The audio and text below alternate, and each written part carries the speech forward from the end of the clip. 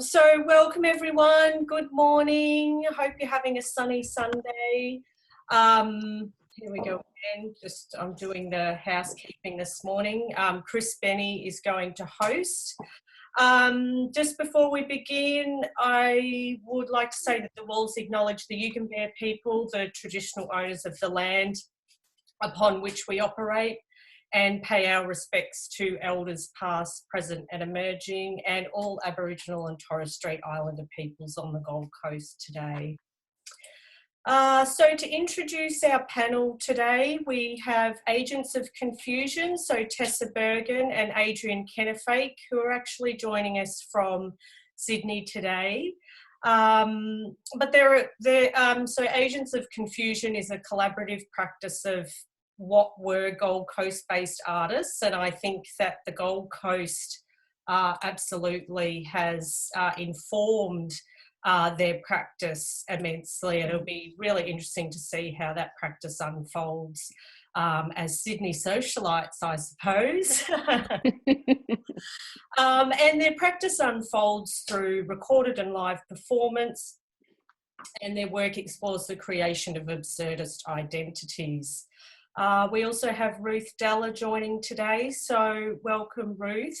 Ruth is the Curator of Public Art and Outdoor Programming at HOTA, Home of the Arts, and CHRIS Bennie, who is our Sunday School host today, who is a Walls Board member, artist, academic and Sunday School session advisor, I suppose. Okay, so we're going to start today's session by jumping into an edit of a video. I guess it sets a context for talking about working amongst the elements. And the video is documentation of a project I curated for the walls that was supported by HOTA. It showed in late November, early December last year. CHRIS has put together a really great edit of the project. So we're going to watch that for 9 minutes and then I'll hand over to CHRIS for discussion. Enjoy, everyone.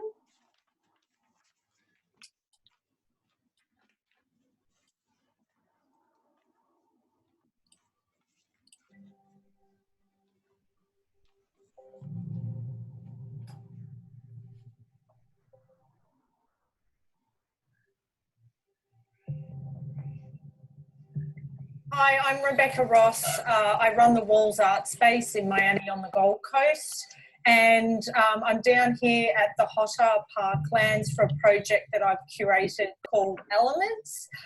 So I've curated the project for the walls with 4 artists that we've worked with previously at the walls: Agents of Confusion, Kinley Gray, Michael Candy and Jordan Azkuner.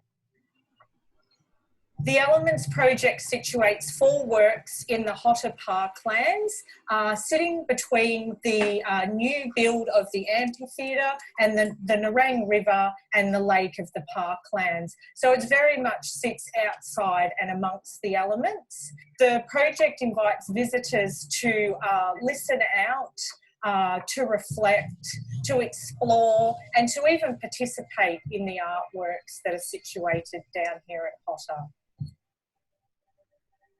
Hi, I'm Kinley Gray and I'm standing here with my work, Sunset, at HOTA on the Gold Coast.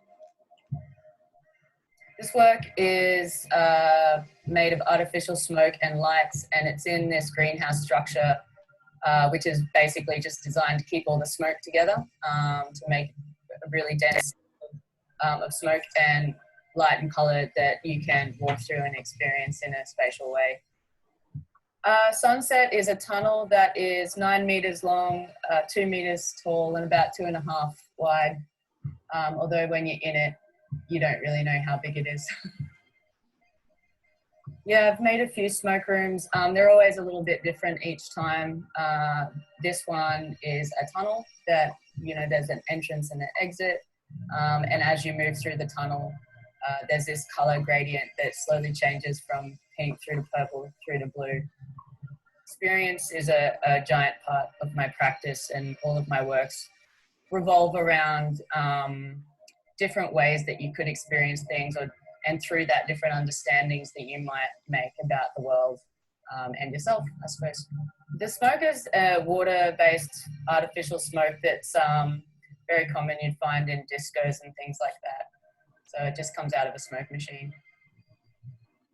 Yeah, it was a challenge to make this work here. Originally, we were going to have it outside, but because of the nature of the work, there was a big possibility of it turning into a giant parachute and floating away in the wind.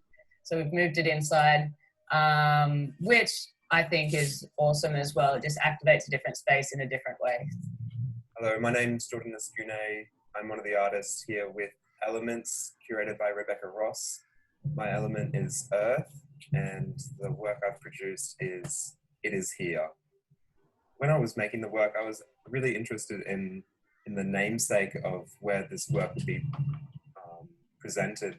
So I was thinking about Surfers Paradise and the Gold Coast, and representing paradise on Earth, and the fact that the work reflects the environment, and when you enter this suburb, or when you enter near the work, you're reflected in the work, and then somehow you are in the Gold Coast paradise. So these works were based off geographical formations such as volcanoes, calderas, tectonic plates. So I guess I was interested in recreating these objects and monuments as landforms and markers in the landscape. One of the works here represents the sun. It's a half semicircle. With consultation with Rebecca Ross, the curator of the exhibition, we've organized that the sun work actually faces north-south. So when people enter into the site, they're actually somehow reminded of where they stand and the direction that they face. I'm Michael Candy, and this work is titled Hyperdirectional Ocean. I'm covering the water component of the Elements exhibition. So the work uses contemporary crowd control technologies in a sort of inverse manner by creating this beam of ocean sounds that, would definitely not be beamed through one of these speakers. So it's sort of subverting the purpose of this contemporary technology to, I guess bring nature to people in a very unnatural way. Traditionally, these speakers would be mounted in an array to some sort of riot control vehicle, and they would target civilians or protesters with very dissonant sounds or something very discomforting. Whereas sort of the inverse of that, what I'm doing here is kind of trying to create a more pleasant scenario, but still playing with this sort of panopticon of, surveillance or control. Yeah. And we're rolling now. Okay. Deep breath. I'm Patricia from Paradise Waters. This is Cassandra. And we heard tonight that there's a performance on at HOTA by Agents of Confusion. We're very much looking forward to seeing it. We've been waiting all year for this one, really. Yeah. I mean, we are patrons of the arts. We venture here quite often, but tonight is an extra special performance. Have you heard anything good about it? Well, darling, they're always trying to up the ante here, so I think it should be a treat. Just a treat. Yes. I hope there might even be a special treat.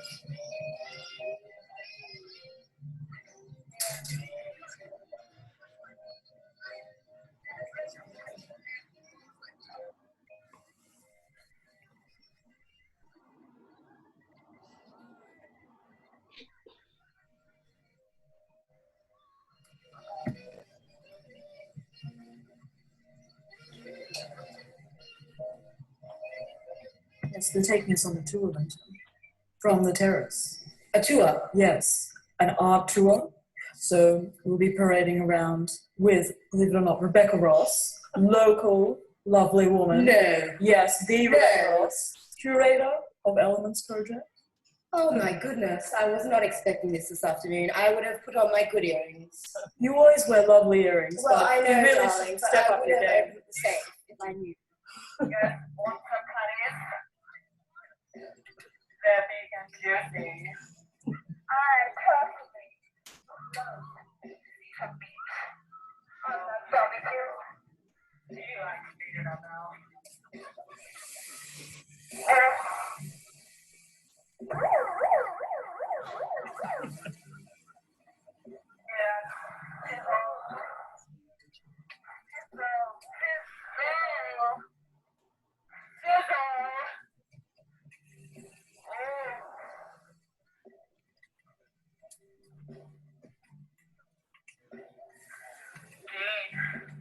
Fabio, Miguel, whoever the hell you are, over there now, more patties.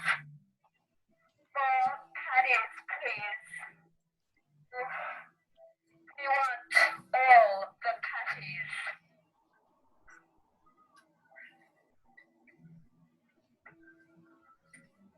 You know, I really wanted sausages tonight, but this will have to do.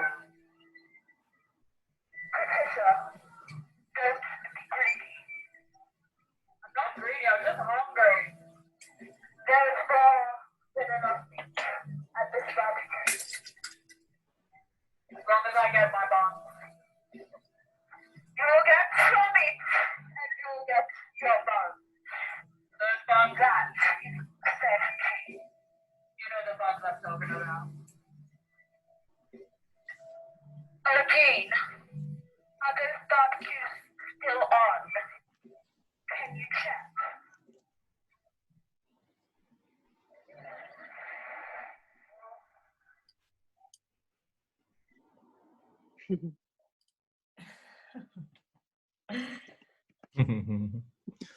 All right. Such a great video package of the documentation. So thanks for all sharing in that. And I see Luana's connecting. So we have someone from Japan. How lovely. I am going to throw over to our host now, CHRIS Bennie, to chat about working amongst the elements. Okay, cool. Thanks, Rebecca. I'd actually encourage everyone to have another look at that video. I don't know if yours was a bit glitchy. Mine was at this end. So just get onto YouTube, the Walls YouTube page. We've been growing that the last 2 or 3 months, so, and starting to host lots of content from many years of Walls activities. So that's now your new destination for moving image and sound content produced by the Walls. So please go and check that out. So many cool things to talk about today. It's a little bit too much within our given time frame. But what I'd like to do is have a conversation with Ruth, Adrienne, and Tessa about the dichotomy, I think, between this idea of permanence and temporality. I think it's a really interesting problem that a lot of us are facing now as artists, object-based artists, sound artists, or video artists, having to deal with the challenges that face us working in the public realm. So I think let's just start with Ruth. Ruth and I'm actually thinking about this problem in two ways, like a pragmatic way, so dealing with those issues in a way that actually the projects can be realized and the artists can actually realistically do them. And I think that's where Ruth comes in really well with her many years of experience with Swell Sculpture Festival and now with Home of the Arts. And then the other side of that coin, from my perspective, is the conceptual concern. So that's clearly where Agents of Confusion can contribute quite a lot to this discussion, and hopefully myself as well with my involvement with Swell and some video works and those sorts of things. So would you like to kick off a bit, Ruth, and maybe it's just also an introduction to everyone in the room about yourself and your previous experiences and current role at HOTA? Yeah, sure. Thanks, Chris, and hi, everyone. For me, my background sort of stemmed with graphic design and photography, and then moved into 11 years working with Swell as director. So creative director, working with artists, management, wearing lots of hats. So working across a lot of areas that an outdoor exhibition requires. included in that, working on temporary public art projects, working Festival 2018 with Troy and Shine Architects, and the Urchins Project, which had quite a large community participation element, which is something that I'm fond of, and I think it brings a new layer into an artwork. And then from Swell, I moved to Tweed Regional Gallery and was curator at Gallery Downtown, an annex situated in the wonderful M Arts precinct. And if you don't know about M Arts, please check it out. It's an incredible, vibrant, artistic precinct. And then from M Arts, I moved up to HOTA, and have been with HOTA for just under 6 months. And again, worked with Jason Fu on an outdoor installation that was under the entrance terrace. So sort of working in the outdoors, but within the confines of an interior space, I suppose. And again, working with community to realise that project. So that's me. I've, as Chris mentioned, I sit sort of on the pragmatic side of public art or temporary art projects. Yeah, so that's me. Yeah, so we had a chat the other day, and this is something I'm quite interested in with Swell. So let's hang around with Swell for a little bit. That because it attracts at least 100 plus artists every year for the application process, but typically it's down to about roughly 50. Yeah. 50 per show.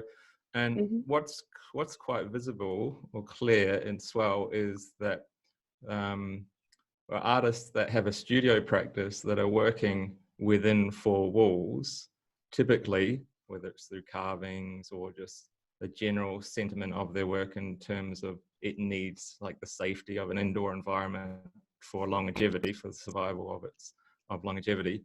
And then they're thrown into an outdoor environment, even though it's a short-term time frame. It's 10 days, 12 days, 14 days or something like that.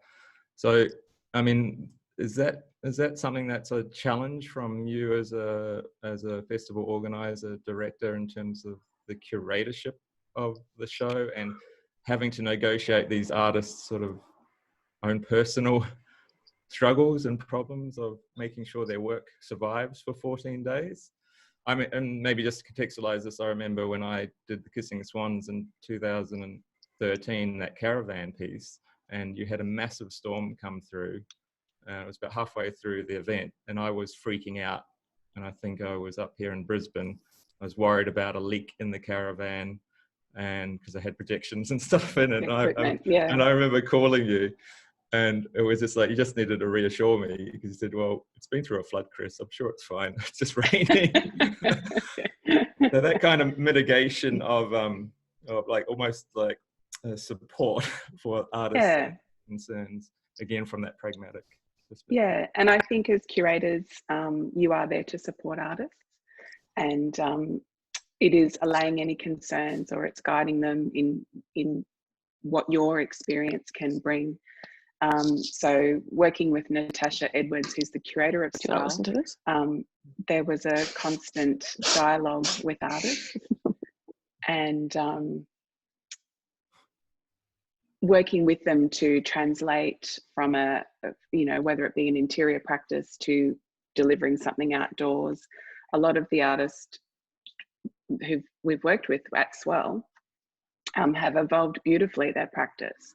And I think that's one of the beauties of something that is Swell, is its space and room to experiment. And it's not a permanent artwork. It still has to have the integrity of safety, of structure. It does need to weather 14 days.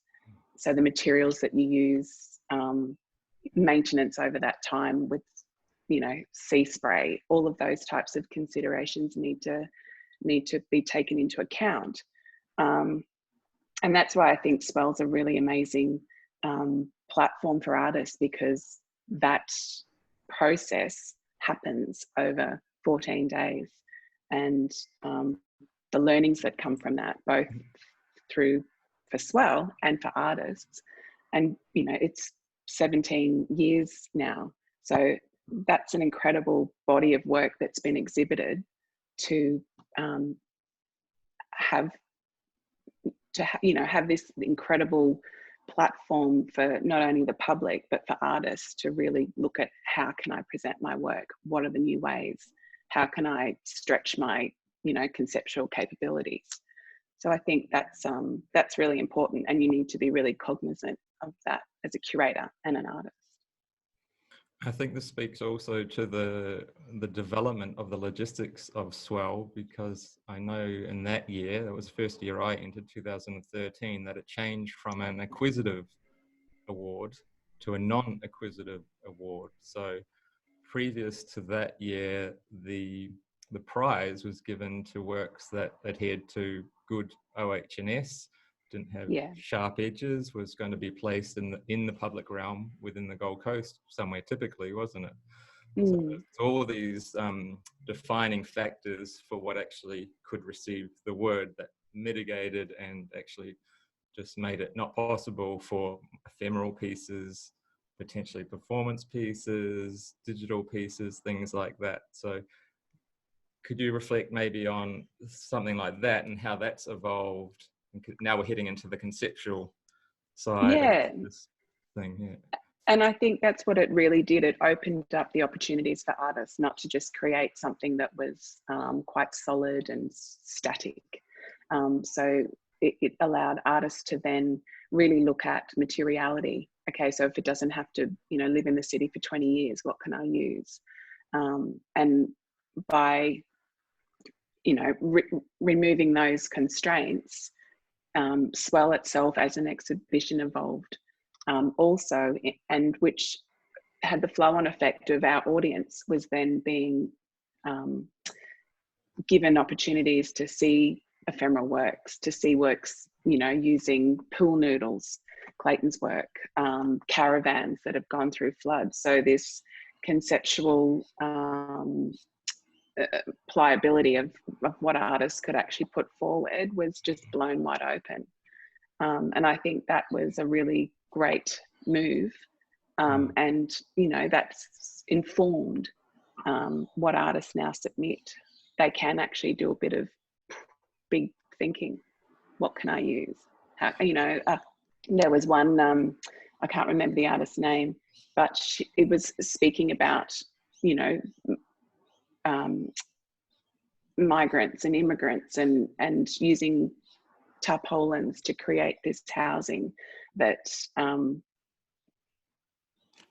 was temporary, and that transitory nature of actually being empathetic. And conceptually she was asking people to think about how would you feel. So to get that, to really strike up this empathy, I think was just really beautiful. And I feel bad that I can't remember her name. Yeah, and that's where the work's materiality can evoke the poetics of the concept, so the delicacy of that sentiment and empathy that's implicit with a conceptual theme like that is so great about contemporary artwork. And I think there's been an interesting, from my perspective, being in Swell a couple of times now and observing the audience, like that's one of my favorite things to do, is sort of eavesdrop as people walk past your work. And you've got two problems, or one essential problem is an educational aspect. So us as artists have this great opportunity to push what we think is contemporary art and contemporary sculpture. And then on the other side, you've got this somewhat of a problem of understanding that artists are playing that game. So with the general public, it's still a kind of like, WTF am I looking at here? This is not sculpture kind of thing, which is this really interesting game that takes place. And to me, it's a very slow evolution of society to sort of comprehend or apprehend that artists are doing these kind of curious things. And now that Swell's opened up for that development of culture in that way, I think it's so great.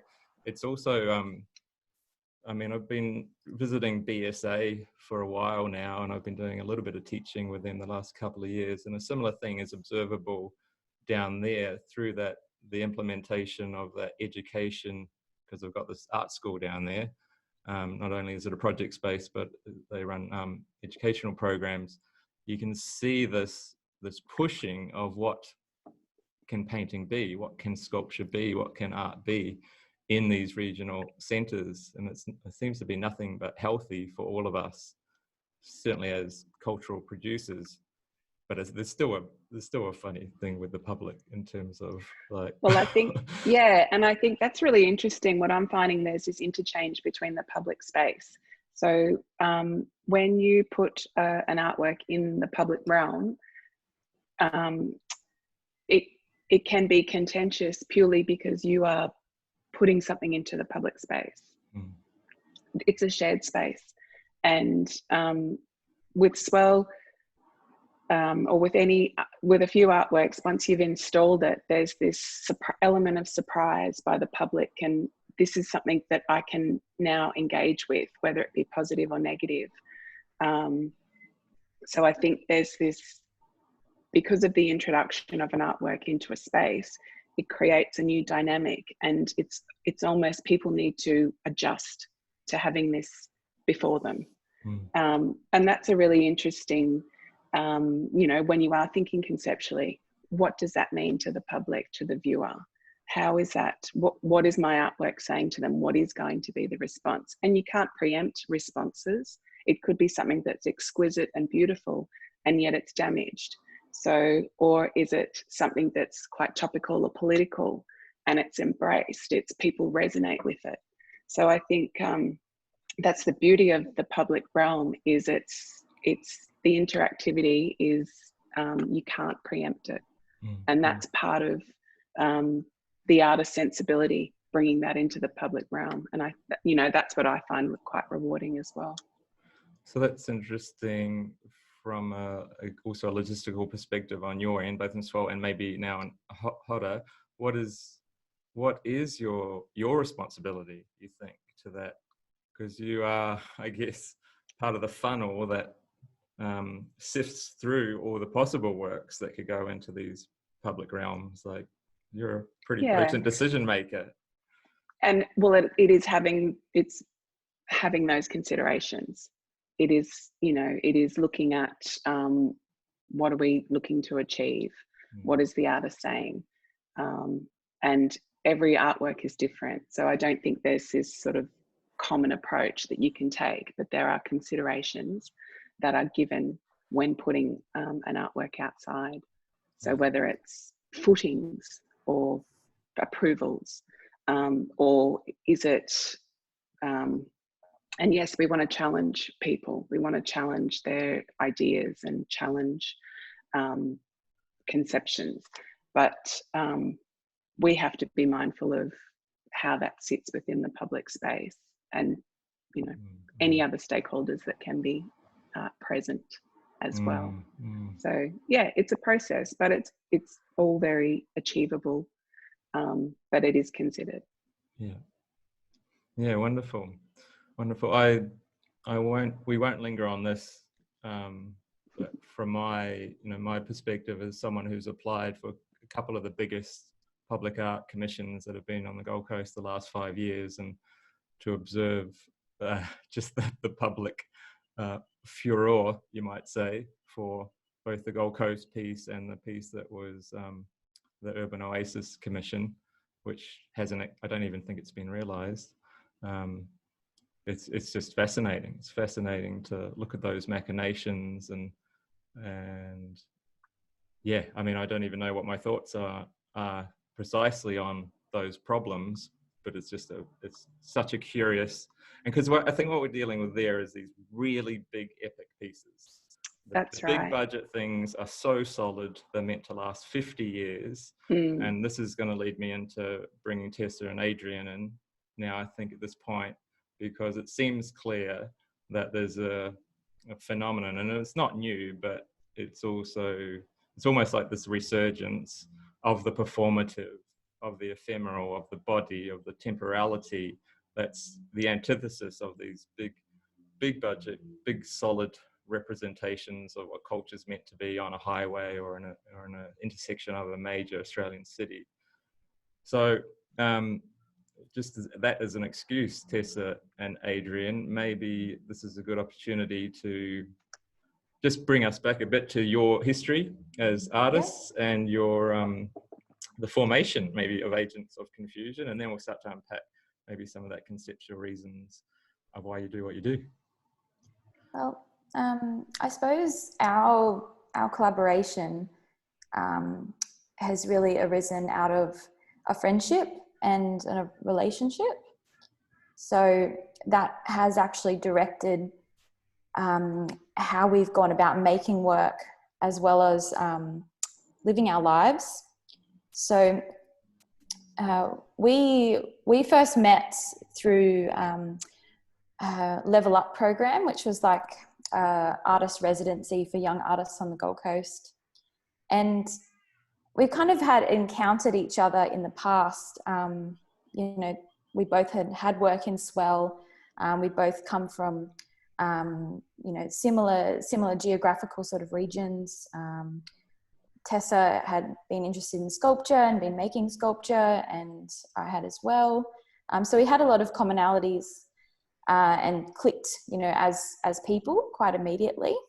And I suppose like our you know, what you see in that video, the last work that we made together was almost a climax, I suppose, of all of our interactions and our relationship as friends over time, and our relationship with the place that we were living at the time, which was the Gold Coast. Yeah, I don't know if you've got anything to sort of add in there, Tess, like how we started, what we, you know, who we are, what we did. Yeah, no, I think everything you said was great. It was definitely just hanging out, and I think a large part of it was we both loved getting outside, walking. So we probably started with Bourbonauts. Oh, that's right. Yeah. Actually, that was a residency thing. We would be in a little studio space and both feel quite restless at times. So we'd try and escape and go walking and exploring as much as we could. And then our friendship just developed, and we would go out dancing together. And I think with the works we made was just an extension of everything we loved doing already. So we loved dancing, we loved walking, we loved dressing up and being silly. So yeah, I was just kind of formalizing that, I suppose, and being pretty happy with some of the outcomes, which were just like experiments probably. And then we thought, yeah, it's pretty cool. Yeah. So it was based a lot on playtime and having fun. And in many ways, I think that came about from almost a rejection of the seriousness of a lot of contemporary art practice, and sort of like an external pressure in society as a whole to not, you know, misbehave, to not have fun, just to follow a very linear path through life. And we still wanted to act like kids. We wanted to, you know, squirt sauce on each other and be stupid and make other people laugh and make ourselves laugh mostly. So, and I suppose that sort of ties in a little bit into the nature of our work as performance and how it developed to that point. So we definitely didn't start as that. We started very much making video works or sculptural works and performance was documented, but it was not expressed in a live format. So it was really nice to have the opportunity to actually create something live for an audience. And yeah, so that was kind of almost like just a natural trajectory for us, was to end up, you know, making a work with the public present. Yeah, it seemed to go, from my perspective, observing I don't know, maybe it's about a 2-year. Yeah, Over a 2-year time about 2 frame. years. Yeah. Yep.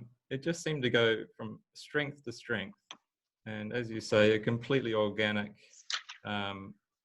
shift from representation, so either as video or photos, towards this just getting rid of the intermediary step of representation and aiming for this, what I'd say is a paradoxically authentic display of self, even though you're doing these performances like sauce all over each other, or embodying these two drunken runaway bay women. Hope Island, thank you very much. Sorry. But there's something really interesting about that display of kind of make-believe or artifice as a way of saying this is who we are. This is this kind of interesting notion of authenticity, and at the core of that is play, because it's so hard to comfortably play in the world these days. So that creating excuse to do it is so. I'm sort of leading into a question here, because I also think it's a funny paradox between your development and it. Going back to this ephemerality, temporality kind of issue, is that the institutions grab it so well. Like, despite you wanting to go walking around and just doing your own thing and not really caring about any kind of audience whatsoever. So that beautiful sense of freedom, but it just gets sucked into degrees and major institutions like HOTA. It's like, what a funny paradox that actually is. So you got any thoughts on? I suppose that's presented some issues for us. We created a work that was, I can't even, what was it called now? We did a dance work at HOTA, and we originally intended the work to be a lot more free flow and basically almost made up on the spot. And because of the nature of working, with timeframes and with outcomes, we were forced to sort of channel our ideas into something a little bit more structured than perhaps what we had intended. And what came about through that was probably a negotiation. We gained some skills in adapting to that environment. And the great thing about working with another person in a collaboration is you both support each other through that, and that sort of learning curve. It's like, okay, so we're working in a playful way. How can we satisfy our own needs as artists to, express ourselves playfully, and then also satisfy the needs of, health and safety, or like, how long is this performance going to go for? Just, a structure. And I suppose adaptability is definitely something that comes to mind as an important quality that, we've had to sort of incorporate into our collaboration. So as much as we're confused, we're trying to adapt to what's around, and maybe have a little bit of, foresight as to what we want to create. So on that point, are you still collaborating? Now that you've changed, more so because you've changed cities. You seem we're CEOs now. Everyone else do our work. To be quite honest, we've been in a strange situation, as with everyone right now, in the the health crisis, but we found it quite difficult to even meet up. Like we've been so busy, and the whole stereotype of Sydney as being this work rat race has really come to the forefront for both of us. I think, I don't know if you agree, Tess, or it's just me, but it's pretty crazy. And so we have met up quite a bit to discuss just life stuff. So perhaps that will influence the way that we work together in the future. And Yeah. It's been a bit of a pause time almost. Yeah, I think we both wanted to explore some different things down in Sydney, and like we'd pushed to a certain space on the Gold Coast, and we'd been talking about coming to Sydney together like over a year, and the timing was just really good for both of us. So I think we both have explored that city life and that rat race, which we needed to. We needed a different challenge, and yeah, it's just, I guess the friendship has just continued in a supportive role. Maybe we've both just like help. lots of chats, lots of walks. Yeah, we wanted to do a lot more dancing. Unfortunately, that has been paused. But yeah, I think all this stuff funnels in ways we probably don't know yet. Yeah, it's just been more of a focus on life stuff, getting life stuff sorted, I suppose. We're adults in the city now. Or we're playing at it anyway. Yeah. Well, it sounds terrible. I think you should come back. So We've talked about it. We certainly have. Yeah. Seeing everyone's faces kind of makes you feel a bit like, oh, what are we doing? You know, miss everyone so much. Maybe I would just bring this back to the ephemerality, temporality, permanence thing in terms of, from your perspective, would you as a collaboration think about, I mean, it's just use Swell for an example. Yep. Would you feasibly and happily recreate that work, say you did in Elements, in Swell, if you were allowed to do that, you know, like on a couple of sessions a day or something like this? And this would actually go back to Ruth's kind of curatorial rationale was, you know, would that be a au fait or acceptable artwork within that the context of 250,000, 300,000 people? So let's go to Agents of Confusion about if you want to, and you see the replication of your work, or you don't want to do that and you would do something new. And then maybe Ruth, what would you think from your perspective on, because you saw the Elements piece, how would that sit in more of a much more public forum? I suppose the word recreating is quite troubling to me. I think Tess probably feels the same.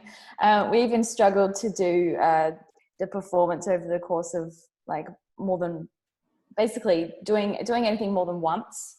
We like the idea of it being more of a fresh expression each time we make a work, that it is a one-off experience, and that adds a bit of intensity to the work or energy to the work. So that's definitely something, if we were to, say, pitch something to Swell, we'd have to consider perhaps it's a changing work. Perhaps it would be something that is more, say, of a roving performance that interacts with the visitors to Swell. Yeah, your thoughts, Tess? Yeah, I think the same. We kind of experienced that for the first time with that last piece we did, which was shown in the video. And we hadn't really worked in that way before. So that was a challenge, which it was good for us in some ways. I think it did push the work a bit, but the whole appeal for us of those live performances was the surprises that come up for us as well. So yeah, I think keeping it different each time is pretty important. Especially in the sense of trying to remove it from being any sort of theatre production or, you know, performance in the sense of, I suppose, like a performance. We want it to be an artwork, and you know, sometimes a single expression can put the pressure on both the artist and the audience to really engage fully, because they know it's not going to be done again the next night. Yeah. And I would also add the idea of play seems a bit forced if you've got to repeat it. Yes. Mm-hmm. Interesting. um, Yeah, so let's just use that as a model, though. There's the potential for the Yeah. elements piece to go into swell. What do you think? I can't speak for swell, but within a HOTA context, I absolutely see this as something that, you know, I mean, it was presented at HOTA, but the concept of performance art is, and its ephemerality.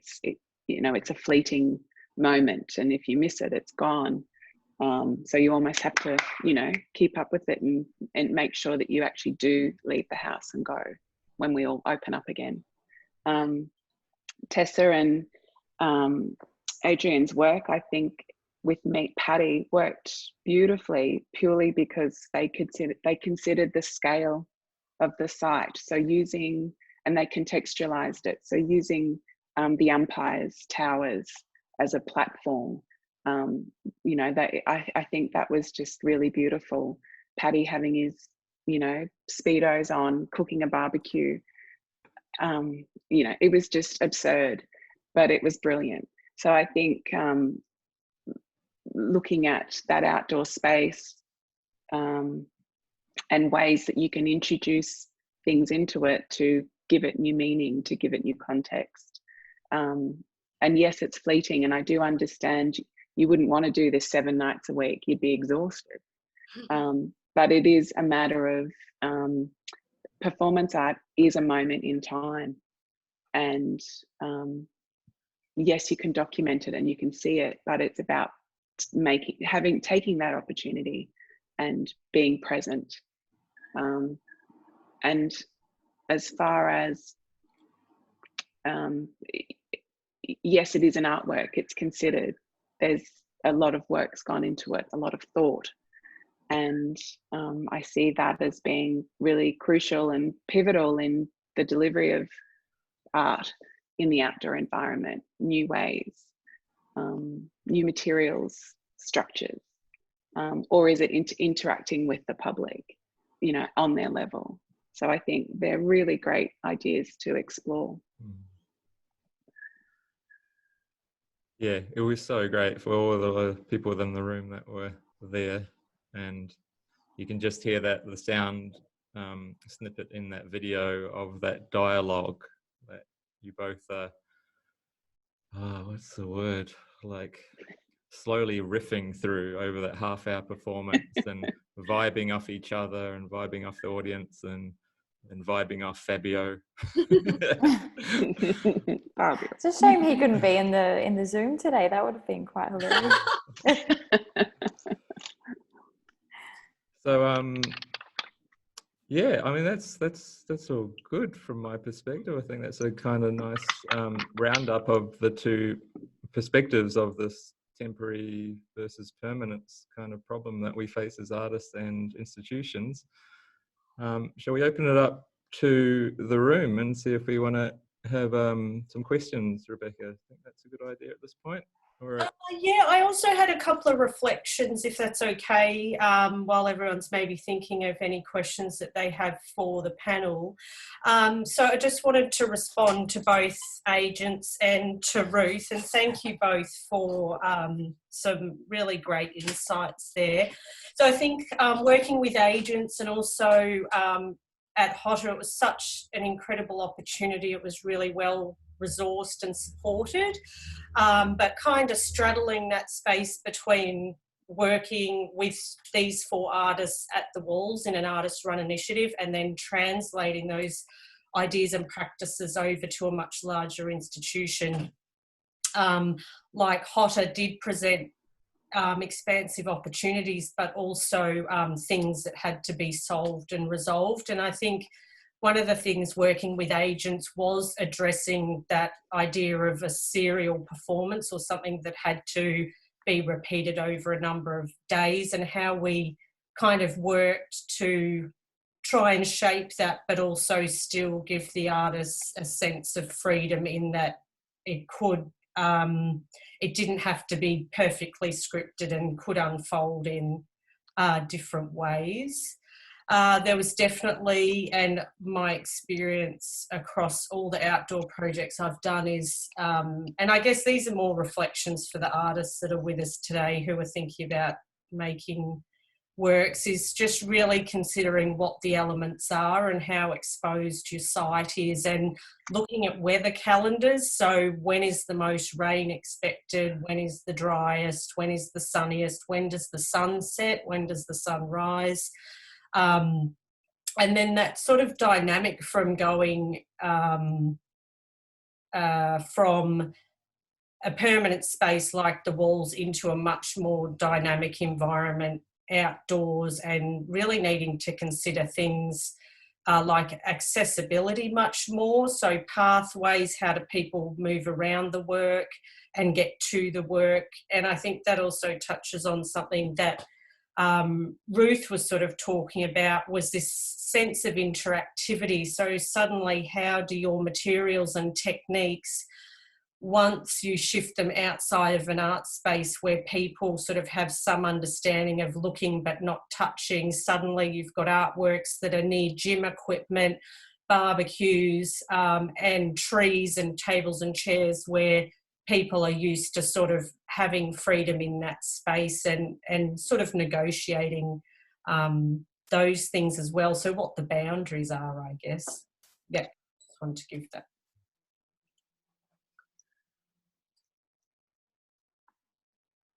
Did anyone else have any questions, reflections? I mean, I don't know if it's the context to tell the story. I mean, I think it is. With Jordan's piece, we had a member of the public be quite affronted by the work on the Saturday, I think. So I'd been up for 2 days, and there was many people barbecuing in the park on that Saturday. It was quite a windy day, I recall, and this guy, he'd had a few beers, that was clear, and he just got up in arms to Jordan, who was hanging out, but more so a HOTA staff, one of the staff that was assisting with the project, and was really affronted by the dangers implied by the work, the sharp edges that, can people see my screen? I'm just sharing the images. So a piece like this, and he had I don't know, maybe a 4-year-old or 3-year-old kid with him.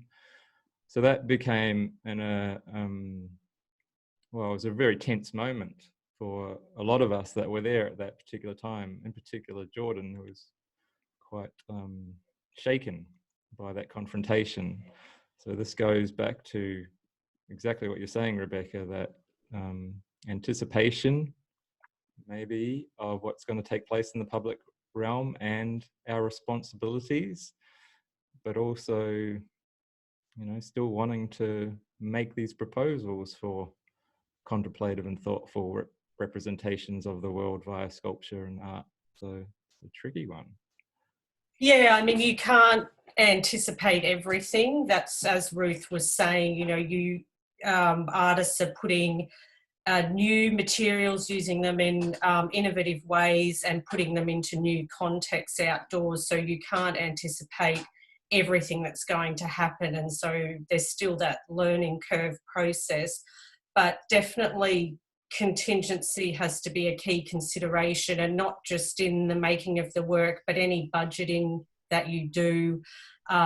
So, you know, it could be also considering engineering reports, health and safety, of course, any kind of insurances that you're going to need for that work and in a particular site. And I suppose, yeah, thinking about how do you mitigate risk, or what do you do? So in the case of Elements, it was supposed to run for 3 nights. It ran for 2 because on the Sunday night, there was a massive thunderstorm predicted with a lot of electricity in the air, and we had agents scheduled to perform on 2 giant metal life-saving towers, which obviously is incredibly unsafe. We'd already mitigated risk with Kinley Gray's work after doing numerous wind readings over the course of a test night on the Thursday night, and then the 2 nights that followed, which we made a snap decision to move the work inside to maintain the integrity of the work, but also the safety of public engagement. I think it's really lovely to reflect on how strongly all of these works connect to a Gold Coast sensibility. So Kinley Gray's work here, you know, across the water in Surfers Paradise, you've got the light and smoke of the nightclub district. We know with the agents' work, it's sort of these potential socialites from Hope Island, and our Fabio lifesaver with his red Speedos. I think Jordan really succinctly articulated his response to the site through the mirror works and also the direction of the sun. And likewise with Michael, the work sat on the Nerang River, so sort of beaming this water sounds not only at the audience but back into another water source. So really importantly considering context in very highly rigorous conceptual ways, but in ways that played out with a strong sense of connectivity to the general public. Yeah, so how you sort of create that balance in making works for that space is really important. Yeah, very good. Anyone in the room like to ask a question or has a comment? I'm interested in like the caretaking role that maybe the curator then takes with both the artist and the site. So I don't have a question really around that, but it's funny how maybe in the public realm more so, there needs to be, I guess, obviously extra consideration, but there's so many other parameters that you have to kind of navigate and traverse outside to like the four walls of the gallery space. So maybe Rebecca, like, has that been something that you were doing before, or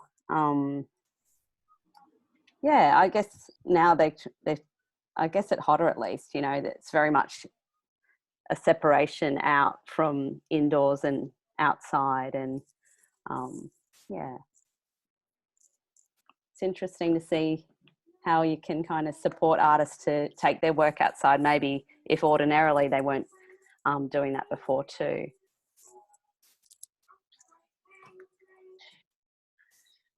I can respond to that a little bit, and my colleague Bradley Vincent worked on this project with Rebecca.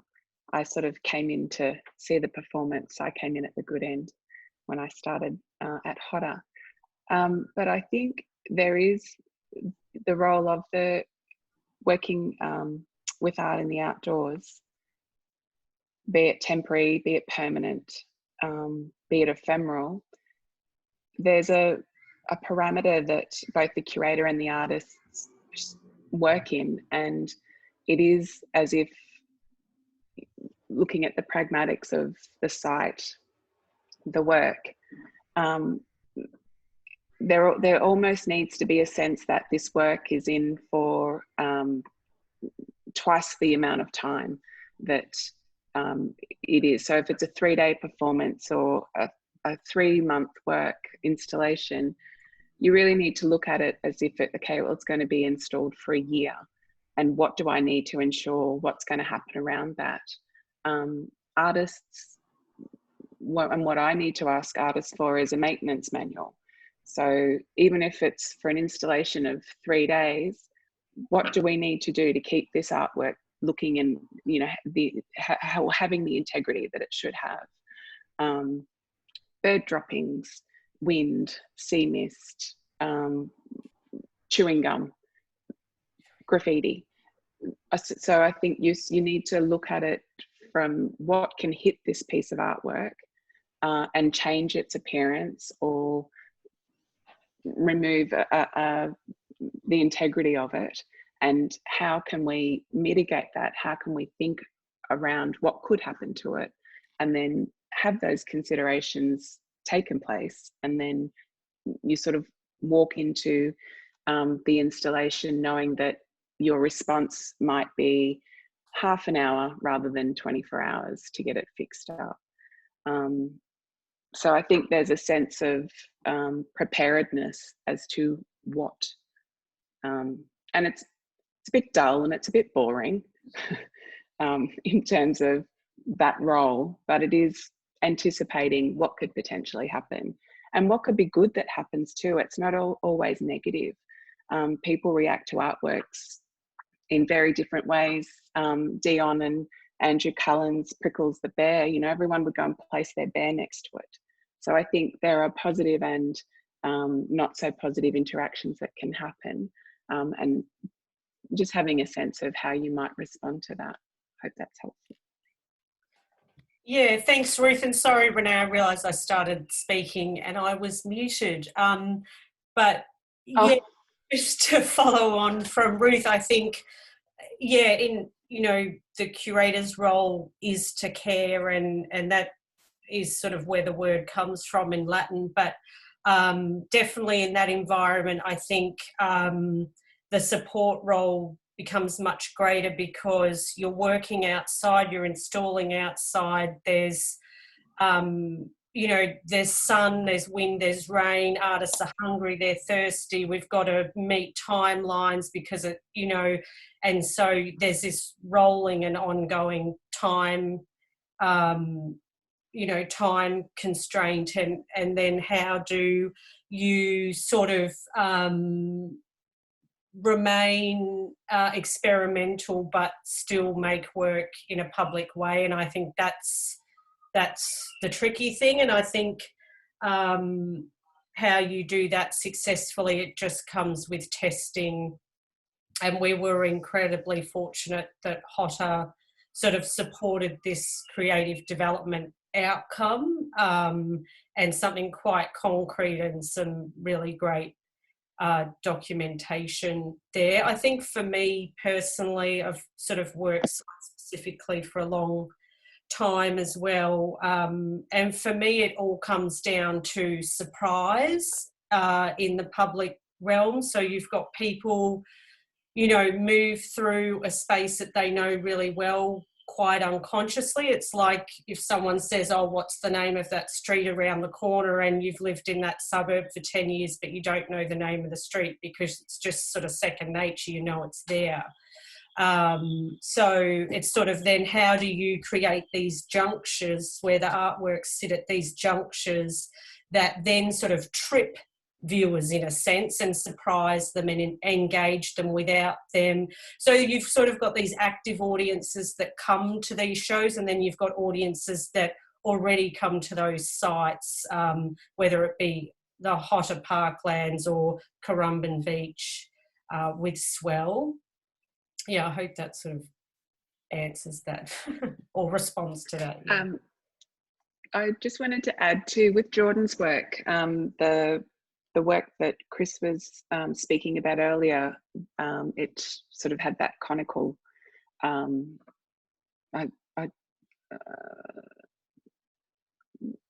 that's the one. When you actually stepped inside, talk about the element of surprise, the acoustics were beautiful, and sort of it had this visually reflective moment, but also it sort of had this acoustic, beautiful acoustic sort of response as well. So I think in terms of what can capture people's imaginations in the outdoors, the refraction of the perspex, the color of the perspex, and this incredible acoustic response was really elegant and lovely. So I think having a work that's responsive and works with the elements, that ever-changing light, the wind, those types of things. If you're working in the outdoors, I think, go and observe a place, and how can I really look and hear and see this place in a different way and use the elements as inspiration or impetus for a work. I think that's something that I'm really looking to explore as well. Yeah, thanks, Ruth. I just saw, Renee put their curator as project manager. I guess for me, I wear so many different hats that you just sort of move between these different roles and between, managing things for artists. I mean, I think at the Walls that we have very close relationships with our artists, and they develop over time, and we're really committed to supporting emerging and experimental practice. So it's also partly knowing how not just how you understand an artist's work, but how you understand the artists themselves, and anticipating their needs, so that you can mitigate anything. I think one thing sort of moving from, say, the Walls across to HOTA was, the things like engineering reports, OH&S, which is far more rigorous with HOTA, of course, and working outside than what it is at the Walls. Thankfully, I had quite a bit of experience doing a project for Festival 2018 Commonwealth Games, and I knew that no OH&S or contract could be any bigger or broader than that was. So, yeah, that's probably what I'd say there, yeah. All of this, and I'm just being a bit mindful of the time, so maybe we'll start to wrap things up if that's okay with everyone. But this is all reminding me of the way artists have been dealing with working in houses and the ARI model for the last 10 or 15 years. Like, this is a kind of a contextual problem, figuring out how we're going to put work into the world in whatever form that suits our work the most. So whether it's a spare room of a Queenslander house in New Farm, or a mobile truck, such as the Clutch Collective were doing a few years back. And I've noticed Jenna Green has been in the room, that wonderful project out at the reservoir in Brisbane. So all of these kind of really wonderfully difficult social spaces as a problem for us to resolve, and to develop work that's conceptually relevant to the histories, the politics of those spaces. So it's incredibly exciting for us as artists to have those kind of contextual problems, I think.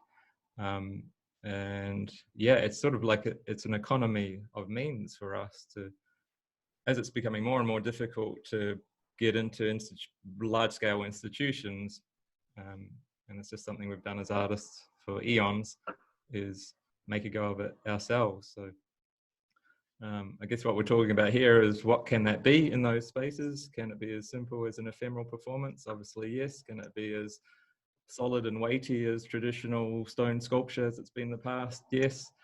And then, but what are all those differences, and what are all the issues of the logistics, and now probably more than ever, how we have to be mindful and careful of the interaction, and not just be these, well, I think it's kind of this selfish artist thing. I'm going to do this and put it there, and like, I don't care what happens to anyone if they spike themselves on the work. I don't know where I'm going with that. That's the end of it. But there's a wonderful landscape there for us to be negotiating.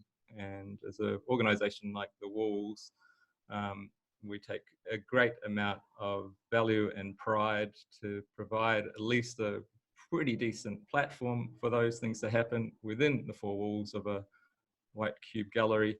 But then clearly we're equally as interested in moving out into the community, into society, and giving people opportunities to show their ideas and their work back to that community. Something like that. All right, so just take a moment. Thanks, Ruth. Thanks, agents. Thank you. And thanks, Adrienne. guys. It was great. Thanks, guys. And thank you for everyone who's turned up today. Happy Sunday. And maybe I'll turn it over to Rebecca if you want to wrap up for us. Yeah, sure. Yeah, thanks everyone for joining. Have a sunny Sunday. Of course, if anyone has any reflections or questions after this morning, feel free to drop us a line via email, just mail@thewalls.org.au, and we're happy to answer any questions pertaining to today's topic. And hopefully we'll see you next month for Sunday School. Thanks, Ruth. Thanks, Tess. Thanks, Adrienne, and everyone for joining us. Thank you. Thank you. See you Thank guys. you. Happy Sunday. Thank you. Bye. Yes, bye.